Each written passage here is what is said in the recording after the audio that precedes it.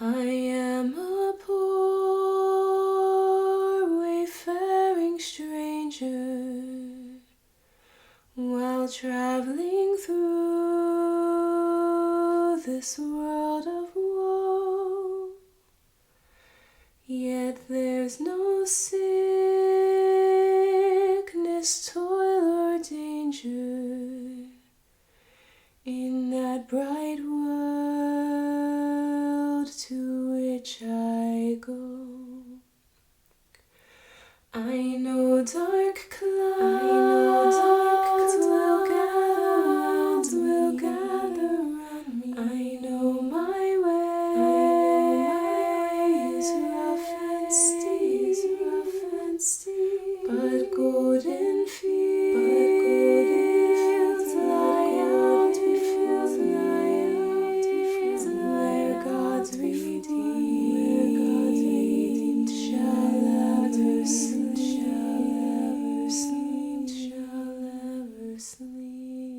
Hello and welcome to Tea Time Theology. My name is Taylor Wilkie. Today I am joined by my co-host, Ivy Swinsky. Hi. And our guest, the Reverend Andrea Hutnak. Hello. And today we're talking about Star Trek Strange New Worlds, Season 1, Episode 6, Lift Us Where Suffering Cannot Reach. So, who had thoughts on the episode? Well, let's just start, before we get into, the whole Jesus thing of it all. Can we just talk about Pike? Because, I'm really happy that he's out here feeling his emotions and all of that, and we get to sort of watch that for 10 episodes. But, he totally has a girlfriend and has this, weird thing happen with this other girl. I don't know if that's, a thing in Starfleet, but I was like, what? And she's so great. I don't know her name, but she played Wynonna Earp, and that was a great character. And I really liked that TV show, too. I think has more to do with, I don't know, maybe there are some weird pheromones with this race that makes him decide to not, that they didn't touch on. Yeah, and he went down by himself. He, goes nowhere by himself. I don't think they even let him, in his room by himself. Well, that's a rule. Yeah, well, then why was he down on the planet by himself? I don't know. They're playing fast and loose with the rules. He had met her 10 years ago when he rescued her, and there was some kind of romantic spark at the time. But yeah, he didn't follow Starfleet protocol going down by himself to the planet when there was an official investigation going on. Usually at least go in twos. Right, but he's all like, no, it's fine, guys. Everything's okay. We're cool. These people are cool. He said, I'm going down as a friend. And that's perhaps not the best way to go about it as the captain of the ship. Yeah. Though I do think it's interesting to think about, does he get to have friends then? Because, not really. His position always comes first.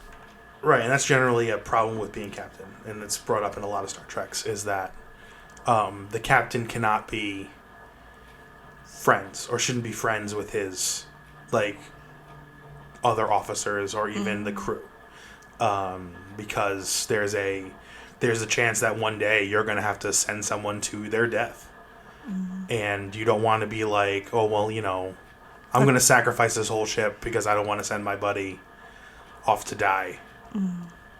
There's also the issue of having a relationship in the power difference between a captain and everyone under the captain, so that sometimes leaves the captain kind of isolated, but it's for the safety of everyone involved too. Picard was the number one example of this, the stoic captain who didn't fraternize. Interesting. Until we met that one lady in that one episode. That was beautiful. With the piano, and he played his little flute. There's always one lady. Right. Ivy has this is Andrea. This is Ivy's first trek. She's never trekked before. No idea. So it's very exciting to hear that she's. Right before we started recording, Ivy said that she's been watching this trek and she's going to branch out after this and watch Next Generation and then Voyager. No, I was going to jump to Deep Space Nine. We can have a different conversation if I should do Voyager instead. Interesting. I would say definitely next one, next generation. Yes. Yeah. Be good. So, so in this episode, we kind of, just to catch everyone up if you haven't watched it, the general premise is that the Enterprise is doing stuff and things out on the edge of Federation space. It's always the edge. They are the edge lords of the fleet. They really are. I feel like every episode they're like, oh, we're going to go into this like kind of murky thing. Hopefully nothing goes wrong. And as Ortega says, literally it always goes wrong. And they're bopping around. We're going to scan this thing. And they're like, hey, there's a ship. Then all of a sudden distress call comes in. And they show up and they pew pew and like they like blow up another ship. It was real easy. And it turns out that one of Pike's exes is on the shuttle that they saved. Mm-hmm. With the first servant and his father were on the ship too. Yes, then the first servant of this species. The first servant is kind of this this like, you know, like we pulled a number out of a hat and it was this kid's number, and now he's gonna he's gonna allow our society to continue. Mm-hmm. By being in charge of something. Very interesting. Part of this is that, you know, they were transporting the first servant from some kind of learning experience back to do the job.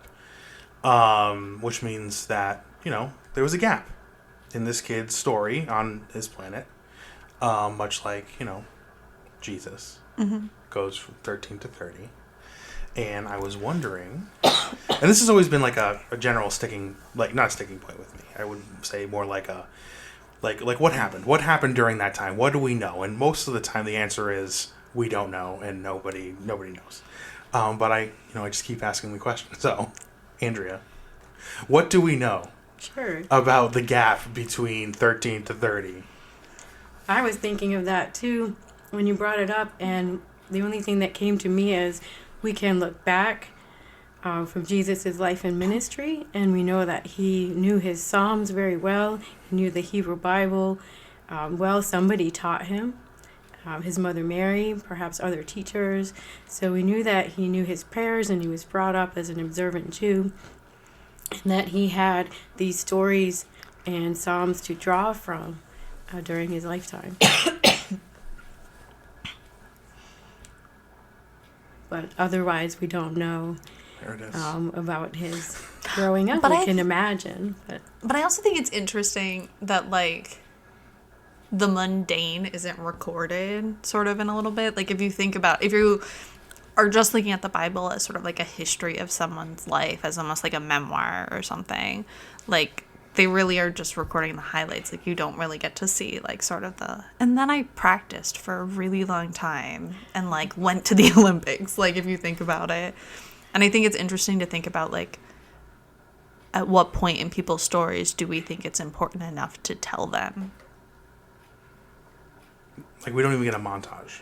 No. And we don't get a montage of this kid either. He just shows up and they're like, he's going to save the world. And it's like, what? Yeah. And it's very much not a choice. Like, this is very much presented as this kid was chosen. Mm-hmm. And this kid is, like, you know, a kid. And, like, the kid is... When you tell a kid you're special and you're going to do all these things, and like, they believe you. And they're like, oh, why would you harm me? I'm a child. I believe in you. Spoiler alert for later in the episode, they're totally harming this child. Right. But it brings up the question, you know, like... Jesus is visited by the angel, and he's told, listen, you're the son of God, that you're going to die to save humanity. Is he visited by an angel? I thought he just, like, instinctively knew this when born. Is there an angel visitation? Mary was visited by an angel, but Jesus had the temptation in the desert that was more not giving in to. So he just kind of knew. I always thought there was like a reveal. No, he knew, like, from day one. Like, from jump. Yeah, he got this vibe. He was like, man, I'm going to die. Well, yeah, isn't that, like, the whole thing? Well, growing up in Roman oppression and occupation, he would have seen what happens when someone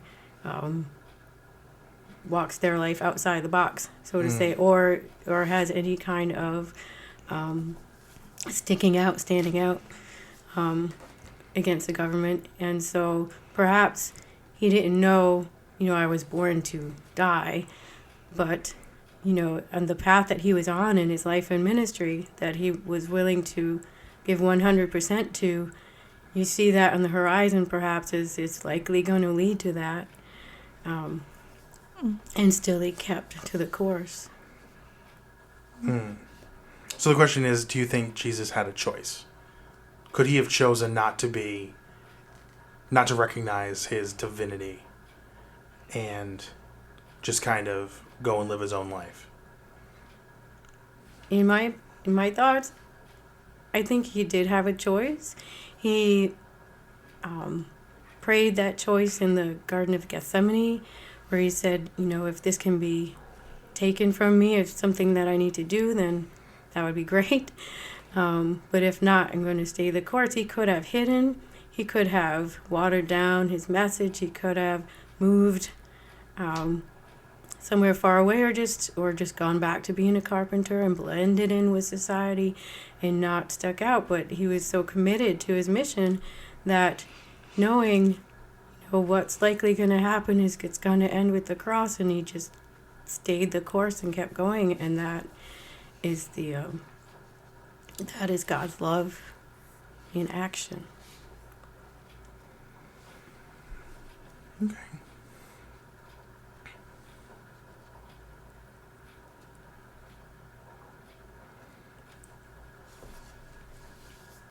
I feel like you're accidentally just like questioning whether the Trinity exists or not, and you didn't even like realize you like waded into those waters. But like, man, I don't feel like we need to sort of like explain the Trinity tonight. I think we can just like move on to our next topic. This feels like I got your question. These questions feel like I got your questions, but they're not supposed to be. It's supposed to be a lot more conversational, and I feel like we're just going on an interview path in this episode. I don't like. Anyway, let's talk about something a little bit more just abstract. In the episode, there's a quote given by the first servant's dad, and he says, let the tree that grows from the roots of sacrifice lift us to where suffering cannot reach. Now, I heard that, and I've watched this episode like half a dozen times, a handful of times, whatever, and I've never really listened to what he said. But this time I'm looking at it through a more Christian religious viewpoint, and the idea that let the roots of sacrifice in the Christian faith tradition would be the sacrifice of Jesus. His sacrifice lifts us in this how I interpreted this, where suffering cannot reach us. Would you think that's a good allegory for why Jesus died for our sins? You can swear, I don't care. I had put in my notes, is it okay to say BS on a podcast? Just the letters. You can't say what they represent. Go to, the listeners should go to Urban Dictionary right? to find out what BS stands for. My thought is no. I call BS on that phrase, and it sounds pretty, but Jesus didn't promise us a life free of suffering. He promised that God would be with us in our suffering. And the whole idea of the tree growing from the roots of sacrifice from this society on Magellan is that it's based on the suffering of a child and a succession of children until, once their bodies give out, there's a new first servant that comes. to take their place. And so it's kind of a lie that there's no suffering. And this society has such advanced medical knowledge that they don't have suffering from diseases. They have cured all their diseases. But the cost of that is that a child suffers to keep things going. And they also don't share their medical knowledge. They I think don't. that's an important like part that happens in this episode as well, is that like they have all this knowledge because of this suffering, but then they also like hoard it. They keep it to themselves as well. So I think it's like this twofold, is like who gets to be where the suffering can't reach them. I think is like another thing, because what we see is that they try and find the cure for the doctor's child. They know how to do it, and they can't share it. In the end, the father of the first servant does give Dr. Mbenga information on a treatment for her disease, but not a cure. Yeah. Which he said he could cure if he wanted. Yeah. But they don't. At that point, he can't, because he doesn't have access to any of his medical equipment. Right, and he's all like, he's like Bones in, was it the Final Voyage Home, walking through the hospital? Classic Star Trek scene where, like, Dr. McCoy, like, goes into a modern hospital of our time, and he's just, like, walking around calling everyone, like, bone saws and, like heretics. Like, you might as well be, like, he's treating them like he's treating modern doctors like they're treating diseases with leeches. Amazing. And he is so angry about everything. This woman, and he's like, what's wrong with you? And she's all like, my kidneys are failing, I'm on dialysis. And he's all like, here, and he pulls like a mint out of his pocket and hands it to her. And like later you see her like up and running around, and her doctor's like flabbergasted. It's a miracle. So that's kind of how the first servant's dad treats, the sick bay on the flagship of the Enterprise. I think that the whole this species seems to me like they're primarily a species of scholars. They're like, nobody works here. Like, they don't explore, they don't go out, they don't better themselves, they don't try to interact with other species. They are like, we are here, and this is our little zone, and we don't leave. To the point where even the weapon systems on their crafts aren't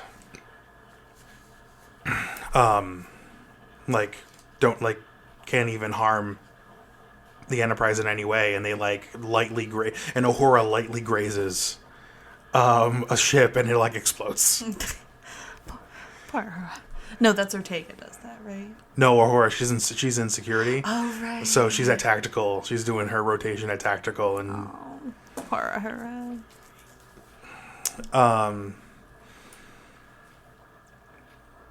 But that was a fun moment. I think that's a fun moment of the episode where She's out here trying her best. Yeah. Hope you enjoyed your break. Love break. Well, break, because threats don't take breaks. Right. She's Ortegas. so intense. Ortegas, we just need to appreciate how great Ortegas is. Right. Yes. I love when she says, space really wants us dead. But it does. Sometimes it feels like that. I feel like everyone's been at work one day and been like, someone really doesn't want me to be happy today. Right. So I brought up the ship in that first interaction with the distress call. It turns out in the episode that at some point, we like the guardians of the first servant decide. One of them decides, listen, I'm not gonna let this kid die. Because I know this kid's gonna die. This kid doesn't know he's gonna die. This is a messed up system we have. Yeah. I'm changing it. I'm gonna scratch out the tails of my special coin, and that will symbolize that I'm done, and everyone will know because I scratched it out. I guess my question in that moment was, were there folks who knew where Jesus was going and tried to push him away from that fate? Maybe you can go in a different direction. Maybe you don't have to die. Maybe you can do everything, all these things, and not die at the end.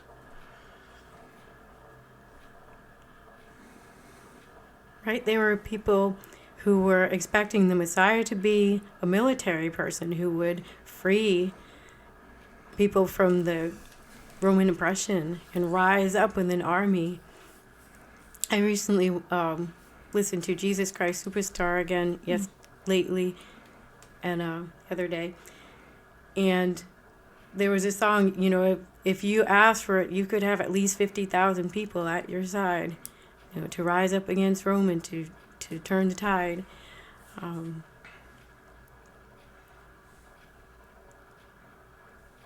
I lost my train of thought. It's okay. We have this magic ability to edit, Awesome. so you can stop and pause and recollect yourself and just Very restart at cool. the end. I'm going to write down what time it is. It's 20 minutes.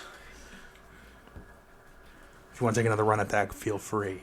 Should I not bring that up because it's nothing to do with truck? No, you can talk about whatever you want. You can. The bishop went into a really intense Like, thing if you about want, like, quantum space theory. So like you can talk about whatever you want. Yeah, you don't have to be beholden to the notes that I wrote. Sure, okay. Like, you can go It's just anywhere that you helps me want. remember what I was going to say. Just one sec.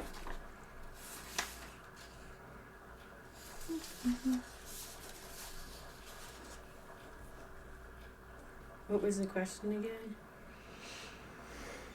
Who were Jesus's friends who were like maybe not, Yeah, dude. Like maybe you don't actually have to die. or like maybe like we don't do it this way. Right, Just let me know when you're ready to start again. I'm ready. Okay, I'm gonna write it down.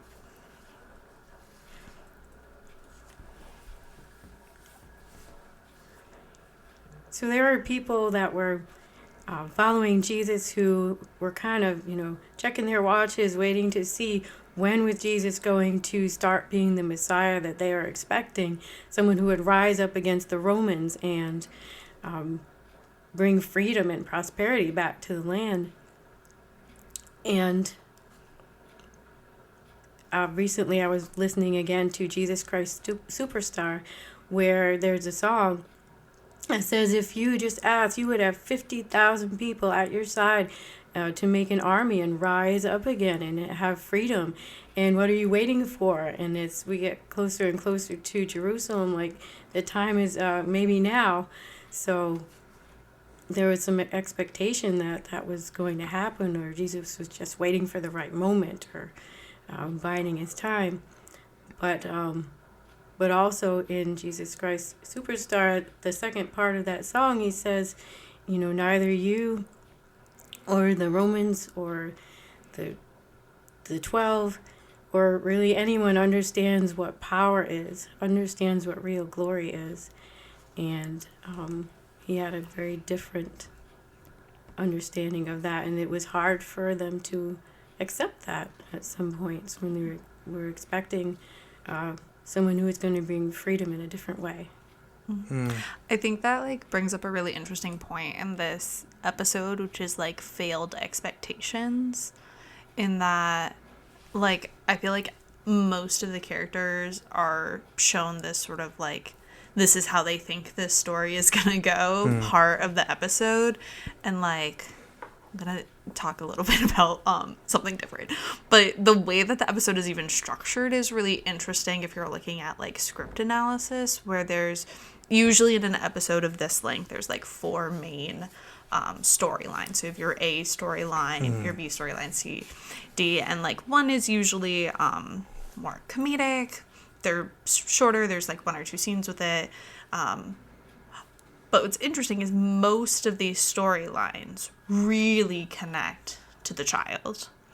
There really isn't sort of a side one that doesn't somehow connect. The characters always end up connecting back to the first servant in a really specific way. And I think what's interesting about the way they've structured it is that they really humanize this child. You really fall in love with him by the end of the episode. You enjoy him even when Pike goes and finds him in the bridge. He's super cute there in that little pod. They have been able to, in 45 minutes, which was really impressive, good job writers, really humanize this child. and you like start to see the dad as the villain, and then once you realize what's happening, you're like, oh no, like we have gotten our expectations of what this episode is so wrong. And I think it's like really interesting how it shows how like Pike and Starfleet, they all are like sometimes a little pretentious and very like, we know what's right, we know what's going on. And we've like watched this whole episode, and we're like far enough in the season at this point where like I trust Pike to have decent morals and ideas and usually not make a terrible mistake. So it's like really interesting that like this is the episode they choose to also spin it, show that they followed all the rules correctly. They followed most of Starfleet's protocol except he went down by himself, which we already talked about. But everyone's allowed bad decisions one day. But like it's really interesting to see that like they humanized the child very strategically, made us really love him and enjoy him, and then showed us how everyone's expectations were wrong. Everyone they thought they knew was wrong. Everything they like kind of didn't was wrong. And that real people can get hurt when you're living through expectations and not in reality. They all assumed how it was going to play out instead of actually like taking a beat and being like, what does it mean to be the first servant? Why are we doing this? Why are you all acting so cagey about whatever this ascension is? That's my little soapbox for the episode. I'm going to like step down now. Okay. I think I completely agree. This episode was great in all those ways. And in fact, something I was waiting for, and this is something that I didn't even know I was waiting for. At the end of every episode this season so far, Pike has like a little monologue, like, what did we learn today? Oh yeah, it's like the magic school bus. And he's all like, well, radical empathy, and you can't judge a book by its cover, and like, we gotta, try like victory through, like, no one has to win, and like we can lose sometimes. The end of this episode, it cuts to Pike in his quarters, and I think here it comes, and then it's just like he sits down with a bourbon, and like cut to credits. Right. Like, he lost, he made a mistake, he knows he made a mistake, and there's no way to explain what happened. But he didn't actually make a mistake, and that I think is the interesting thing, is like he did follow the protocols that like he was supposed to with the information he had.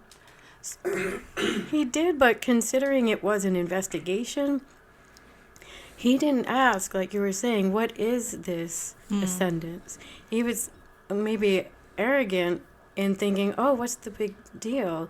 Or, oh, they're making such a big deal out of this kid ascending to the throne, so to speak. And they speak with such urgency about it. Oh, how cute, almost. Like, why is it such a big deal? This child is going to come to power, and then maybe there will be, some kind of adult who's actually wielding the power, as if it was a king or something like that. But he didn't ask the hard questions, like, what's really going on here? What is the ascendance ceremony like? Or what's this kid going to be doing once he ascends? And that information you only get at the very end, and that's the tragedy. Yeah, and he can't save him. That's the real tragedy. He tries. He really does. He's all like, as soon as he realizes what's going on, as soon as they like pull that little really like raggedy looking blanket to the side, and he's that little kid skeleton. First of all, how often are they changing the first servant? Like, that kid was years. like a kid. No, but so the kid doesn't age, is what they've said. Once the kid is in that machine, it's there, and it like doesn't age. So it has some neural implants put in to help regenerate the brain so that they last a little bit longer. But they're already planning for the next first servant to be chosen at birth. This time it'll be a girl, and then they just continue that cycle, and as long as their bodies hold up. I think Pike also has a disadvantage in the situation because he feels as though he has a familiarity with the person who is running this show. Right. He saved her from whatever what was it? Wasn't a pulsar. It was like a black hole kind of thing. It was a shuttle accident. Right. And he's not asking her the hard questions. Because he's smitten. Right. And maybe Stepping that's out why on- he had to sleep with her. And Yeah. so that way his judgment would be clouded. And then he's also, like, she kind of dangles his own salvation in front of him, too. Right, because he has seen a vision of how he might die within 10 years. And she invites him that if they were going to stay together, if he was going to live on Magellan with her, that he would have access to that medical intervention if necessary, not as a threat, but as, if our relationship is going to go somewhere, then you will also be living here and have this medical attention, so we'll help you when you need it. But in the end, he just had to get out of that room as fast as possible. And I also think it's interesting, now that you've, like, pointed out that he ends each episode kind of like, this is the moral we were supposed to learn. I also wonder if he really, because he's not decently, but he is older than the rest of his crew. Yeah. By, like, a bit. decent amount. Yeah. And I wonder if he's also looking at it as, like, now that I know sort of, like, my clock, I need to impart as much wisdom on, like, this next generation of Starfleet as I can. And you can see that kind of in his actions. I don't know if, like, we had him here, he'd be like, yeah, that's exactly what I'm doing. But I do think there is some sort of thing to be said that I think he's really trying to impart his wisdom, which is why he, like, holds himself a certain way. And so I do think it's interesting, one, when he's not fully right, and then also what the toll being that sort of, like, always mentor, never allowed to falter is taking on him as well.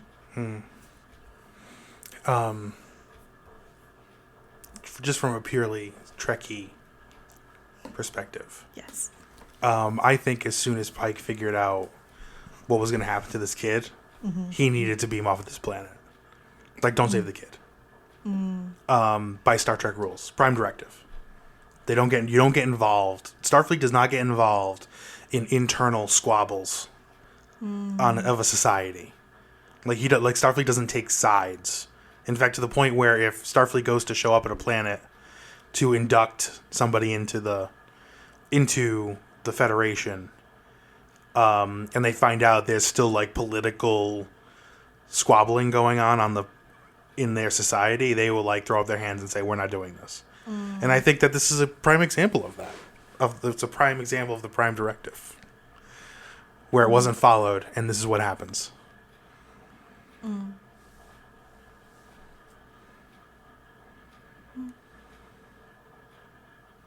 It does get tricky, though, because in a lot of situations, the captain, especially Picard, you'll see in Next Generation,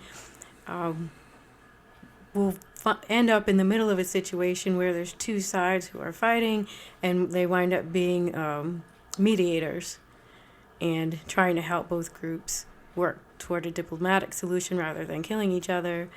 But it pushes up against the Prime Directive, and a lot of times it pushes up against Admiral's orders. But it's tricky because you have a crew with a moral compass and wanting to help people, and they are expected to answer distress calls, but then you get into the mess with people, and that's where a lot of storylines come from.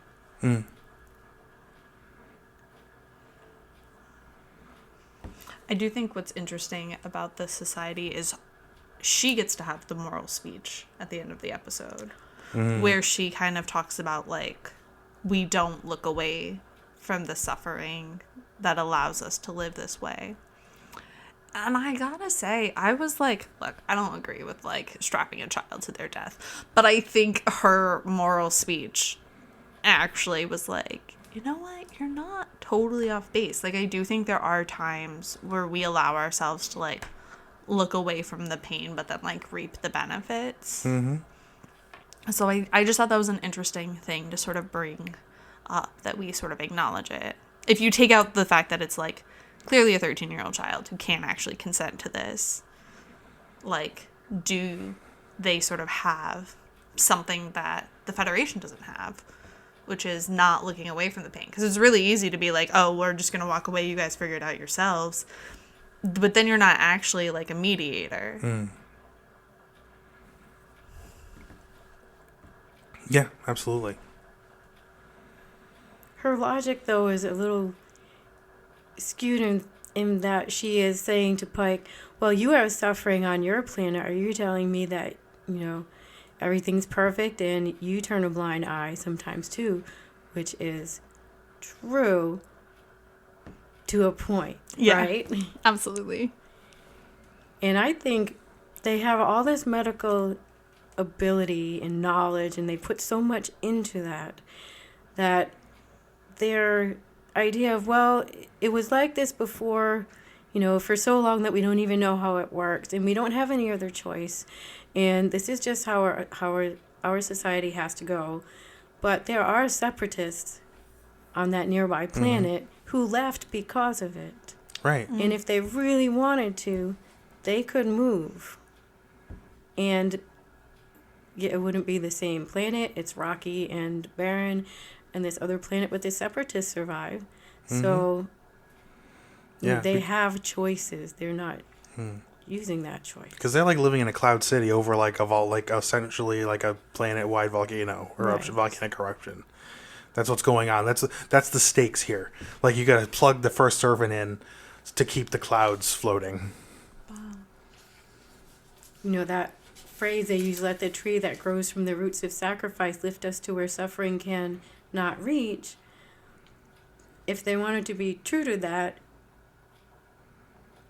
my thoughts on that is that they could really end. They could have a campaign on their planet. Let the first servant be the last, first servant, and let's not live like this anymore. We have some options. Let's see what our options are so that we don't have to do this with another child again. And then they might be living true to that maximum. I mean, they have 30 years, according to... Right. I could be wrong on that. According to a detail that I didn't catch. Well, it's at least 13, because they have to pick a new baby and let them study for 13 years. And... I may have made up 30. don't come for me in the comments. Ivy is an expert on Star Trek now, so... well, no, because, they could be like, listen, Federation, we got to do this terrible thing every 13 years. Or however long. Why not? We just plugged a kid in. We're good for 13 years. Why don't you send a couple of like a whole bunch of engineers over here, and they just crawl all over this machine, and they figure out how it works, and they figure out how. Well, they have so many brilliant. You don't even need, no offense, Starfleet, but you don't even need Starfleet scientists. They have brilliant scientists there, and they've already solved diseases. So what are those guys doing? Well, I don't know if scientists aren't the same as engineers. I'm so sorry. They're math guys. That really hurt Taylor. But wouldn't they? I'm assuming there's at least an engineer on that planet. I mean, someone's got to keep the ships running. Yeah. Whatever ships they're using. Right. They have space flight. They have all this technology. Yeah. And one thing I think that we don't know the answer to is, does everybody on that planet actually know what happens to the first servant? Because if you look, it was pretty much in the basement with 4 other people that he was plugged in, and it was very clear that that child did not know what was going on until he was already down there. So I do also wonder where she's oh, we don't look away, but you also haven't informed anyone else about what's actually happening either. That's a good point. And one of the guard that had sworn their life to protect the first servant took that as, I'm now going to protect this child from being used as the first servant, and they can't be the lone person who feel that way. And they somehow got in touch with the separatists to try to stage the first servant's death to get him out of that. And in the end, the father was part of that, trying to save his son's life. So there must be people, if they know, right, who might, be against this way of life, if they're even informed at all, or if it's just kept in the quiet. Kind of like slavery in our culture. I mean, they almost got away with it too. But like, let's talk about like deck 14 for a second. Like, I really bumped up against deck 14 a lot. Like, they were like, "Oh, we need to go down to deck 14." They get down to deck 14, and there were just like boxes everywhere. What's going on deck 14? Why don't they need deck 14? Is deck 14 just storage? I mean, there's no basement in a spaceship. Everyone needs a basement. But it was hallways. Listen. I would totally be on board. Like, okay, this is just deck 14 is just storage. If they had just like come down a chute and the door opened, it was just like one big space with a whole bunch of boxes in it. But this is like a hallway with boxes in it. Maybe they didn't redesign the cargo hold until next generation. Shelby one. I definitely know what you're both talking about. No? That was like a weird choice to be like, we're going to go down this hallway. I feel like they needed it. It was definitely, we just need to redress this hallway that we always use as like a different hallway. But like not be obvious that we're just using the same hallway. We'll just throw a whole bunch of boxes in it. Anything we missed, Andrea, that you were like, we definitely need to talk about this? Your question of what boundaries are we willing to cross to save others and what boundaries are we not willing to cross? Yeah, so it seems to be like a Starfleet unwritten code that we don't take the easy way out, and we do whatever in our power is possible to save someone. For example, if someone is stuck on a planet and Starfleet admirals say, cut them loose, it's too dangerous to attempt a rescue mission, go back to Starbase, whatever, or continue on your way. And the captains will discuss with the crew and say, nope, that's not how we do this. Sometimes if it's a bad situation, the captain will say, if you're not okay with this, you can, you don't have to participate, but we're going in and we're going to do this rescue mission. We're not just going to follow the law because the admirals say that we have to do this. We know there's a higher law and what is right, and this is what we do as a Starfleet family. And it makes me think of, like, in Star Trek, there's not a lot of talk of religion, but there are so many ways that you see,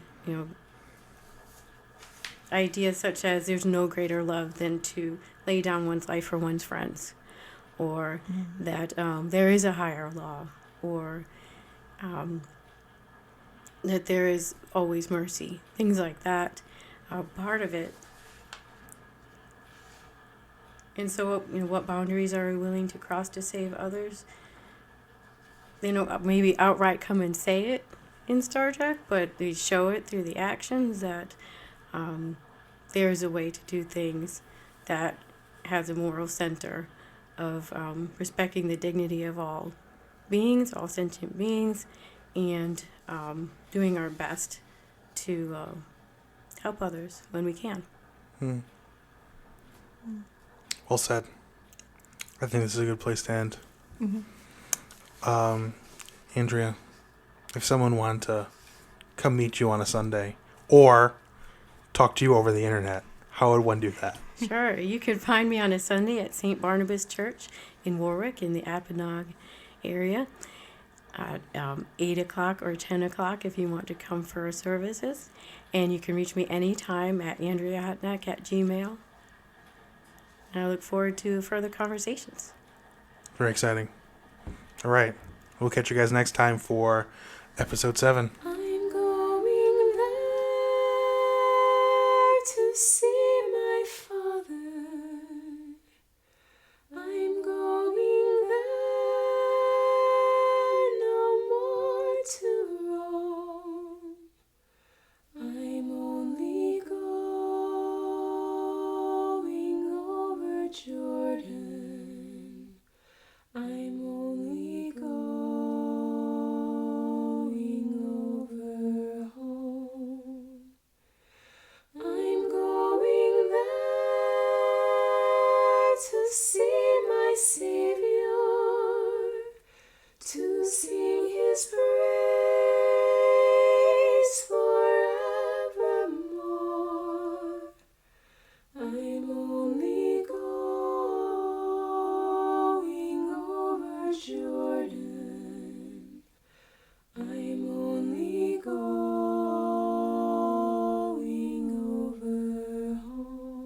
Thank you for listening to Tea Time Theology, a ministry of St. John's Cathedral in Rhode Island. We would like to thank our producers, Ivy Swinsky and Taylor Wilkie. Special thanks to Mario Akande and David Hines for this season's music. Additionally, we would like to thank our sponsor, the Episcopal Diocese of Rhode Island, and the Right Reverend Nicholas Knisley, as well as our guests today.